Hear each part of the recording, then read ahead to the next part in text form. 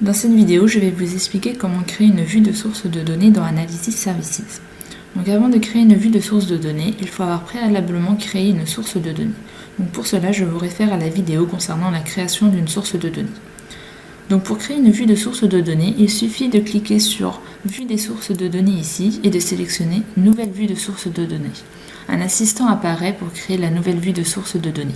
Sur cette page, il n'y a rien à faire, donc on peut directement cliquer sur Suivant. Il faut maintenant sélectionner la source de données que l'on a créée précédemment. Ici, on choisit l'univers RH de AdventureWorks. On clique sur Suivant. Sur la page suivante, il faut cocher la case « Créer des relations logiques en faisant correspondre des colonnes » et choisir le nom identique à la clé primaire pour les correspondances de la clé étrangère. Ensuite, cliquez sur Suivant. Maintenant, il faut choisir les tables que l'on souhaite inclure dans la vue de source de données. Ici, nous prenons toutes les tables, donc il suffit de cliquer ici pour les faire apparaître dans ce carré-là. Cliquez sur Suivant. Ici, on peut modifier le nom de la source de données.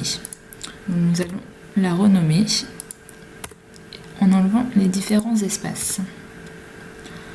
Nous pouvons cliquer sur Terminer. La création de la vue de source de données est donc finie. Nous l'apercevons ici à droite de l'écran. Une fois que la vue de source de données est créée, une interface graphique apparaît avec l'ensemble des tables et des relations. Étant donné que sur Microsoft SQL Server où est hébergée notre base de données, il y a des relations entre les tables, nous apercevons donc ces relations, ici. Cependant, il se peut qu'il manque des relations ou qu'elles soient mal définies. Il faut donc les déterminer ou les modifier manuellement. En effet, notre table DimTime n'est reliée à aucune autre table. Nous allons donc la relier.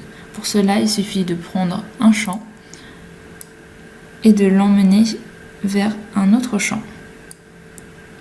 Nous apercevons donc notre relation qui est créée. Si l'on souhaite modifier une autre relation, il suffit de la sélectionner et de faire un clic droit et cliquer sur Modifier la relation. Ici, nous pouvons faire tout ce que l'on veut pour modifier la relation. Ces modifications permettent donc d'avoir une vue de source de données correcte et cohérente.